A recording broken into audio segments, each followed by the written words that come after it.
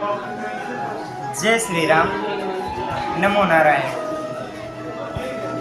तो अभी हम हैं कर्नाटक के हम्पी में, और ये वही हम्पी है जिसको विजयनगर कहा जाता था, और यहाँ के राजा हुआ करते थे राजा कृष्णदेवराय।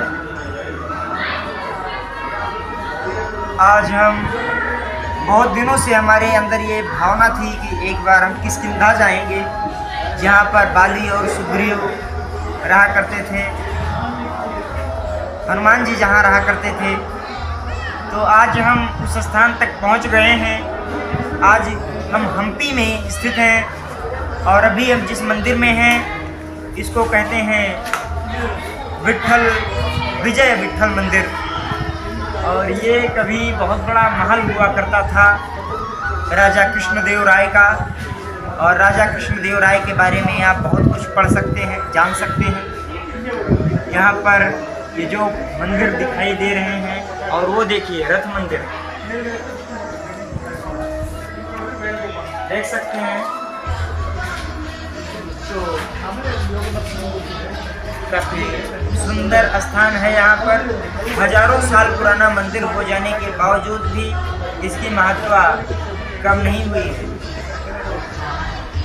तो बहुत ही ज़्यादा आनंद आ रहा है, और बहुत ही आकर्षक स्थान है। अगर इतिहास को आप नज़दीकी से देखना चाहते हैं तो एक बार हम्पी आपको पदार्पण अवश्य करना चाहिए।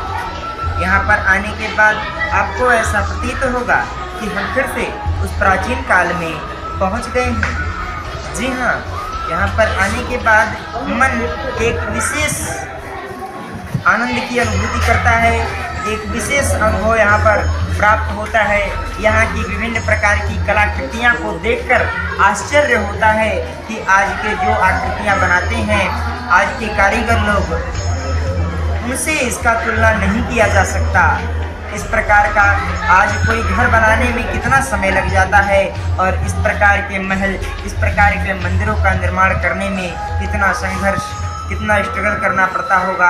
आप इन पत्थरों को, इन मंदिरों को देखकर इसका अनुमान लगा सकते हैं। वास्तव में हमें अपने भारतीय संस्कृति पर गर्व होना चाहिए कि हमारे भारतीय संस्कृति में, हमारे भारत देश में इतने सुंदर एवं अद्भुत स्थान है, और इस हम्पी को विश्व धरोहर में शामिल किया गया है। यही कारण है कि यहाँ का वो जो रथ मंदिर है इसको विश्व धरोहर में शामिल किया गया है। यहाँ पर बहुत ही सुंदर सुंदर पहाड़, और बरसात के मौसम में कई वाटरफॉल्स भी यहाँ होते हैं, और सुंदर सुंदर महल, खंडहर, नदी, सब कुछ आप यहाँ पर देख सकते हैं, जो कि अपने आप में अविस्मरणीय है। तो अभी हम अखिल भारत साइकिल यात्रा करते हुए अभी हम हम्पी तक पहुँचे हैं। हम आंध्र प्रदेश से जाने वाले थे सीधा तमिलनाडु, लेकिन फिर हमारा ये किष्किंधा घूमने का जो लक्ष्य था वो छूट जाता, और हम नहीं चाहते थे कि केरल और कर्नाटक छूट जाए, क्योंकि केरल और कर्नाटक अगर छूट जाता तो फिर हमारा ये राज्य नहीं हो पाता। फिर तमिलनाडु से हमको सीधा उड़ीसा जाना पड़ता, और तमिलनाडु से अगर हम केरल कर्नाटक घूमने आते तो फिर से हमें वापस तमिलनाडु होकर ही जाना पड़ता। इसलिए हमने विचार बनाया कि आंध्र प्रदेश में तिरुपति बालाजी का दर्शन करने के पश्चात हम कर्नाटक आ गए, और कर्नाटक में अभी हम हम्पी में, और इस रथ मंदिर को देखने की उत्सुकता हमारे अंदर बहुत दिनों से थी। जब भी हम 50 का नोट देखते थे तो हमारे मन में ये आता था, ये कहाँ का है, कैसा है, ये वास्तव में कैसा होगा। और आज इसको देख रहे हैं तो देखकर बड़ा आश्चर्य हो रहा है। शायद इसीलिए इसको विश्व धरोहर में शामिल किया गया है। तो आप लोग भी एक बार हम्पी के दृश्यों का अवलोकन अवश्य करें। कर्नाटक यदि आप कभी भी आते हैं तो कर्नाटक में हम्पी देखना बिल्कुल भी मत भूलें। अपने इतिहास को दर्शाता है ये हम्पी, विजयनगर की सभ्यता का दर्शन करवाता है ये हम्पी। रामायण काल में किष्किंधा के नाम से जाना जाता था। किष्किंधा पर्वत अभी एक विशेष स्थान है, यहाँ से 12 किलोमीटर की दूरी पर है और उसको अंजनाद्री पर्वत बोलते हैं। और अभी हम वहाँ पर जाकर आप लोगों को दर्शन करवाएंगे। पास ही एक विरूपाक्ष मंदिर है, उसको भी आप लोगों को दर्शन करवाएंगे। और इसके बाद हम यहाँ से श्रृंगेरी के लिए निकलेंगे, जो कि श्रृंगेरी शंकराचार्य जी का मठ है। और फिर वहाँ पर एक गांव है मुत्तूर, आपने YouTube वीडियो में देखा होगा मुत्तूर गांव, मुत्तूर गांव आपने देखा होगा। मुत्तूर में वो गांव है ऐसा कि जहाँ पर मात्र संस्कृत में लोग बात करते हैं, छोटे छोटे बच्चे वहाँ संस्कृत में बोलते हैं। तो वहाँ पर जाएंगे और वहाँ पर गोकर्ण मुरुडेश्वर का दर्शन करके फिर हम केरला के लिए निकलेंगे। केरल में स्वामी पद्मनाभ मंदिर स्वामी का दर्शन करेंगे।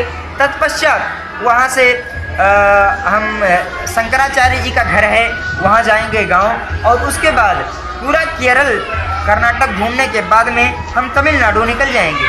तमिलनाडु का दर्शन करने के तत्पश्चात रामेश्वरम और कन्याकुमारी का दर्शन करने के बाद और जो भारत का कह सकते हैं विश्व का सबसे बड़ा मंदिर है श्रीरंगम मंदिर, जो कि तमिलनाडु में स्थित है, वहाँ का दर्शन आप लोगों को करवाएंगे। तत्पश्चात हम उड़ीसा के लिए निकलेंगे।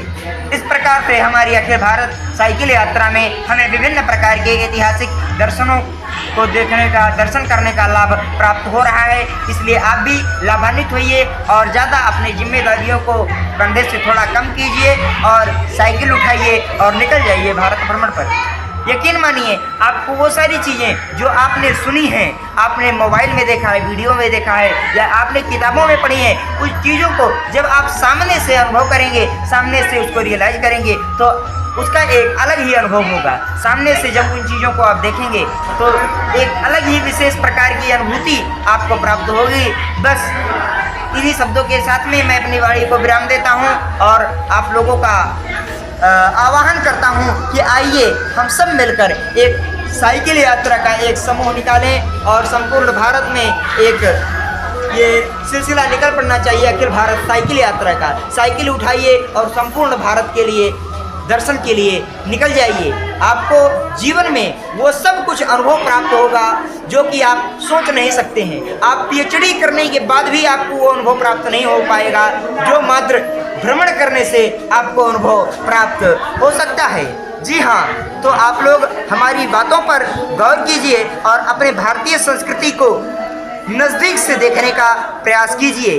मात्र सुनना या पढ़ना ही पर्याप्त नहीं है, हमें अपने भारत में भ्रमण करके हर चीज़ों को देखना होगा। यदि कहते हैं मेरा भारत महान, मेरा भारत अति सुंदर, तो भारत को देखना भी परम आवश्यक है। यदि हम भारत को देखें ही नहीं तो हम कैसे कह सकते हैं कि मेरा भारत महान। जब आप भ्रमण करोगे, देखोगे, एक एक प्राचीन स्थानों पर जाकर आप अनुभव करेंगे तो आपको ये पता चलेगा वास्तव में हमारा भारत बहुत सुंदर है। तो जय हिंद, वंदे मातरम, जय श्री राम, हर हर महादेव। भारतीय संस्कृति की जय, जय हो, जय भोलेनाथ।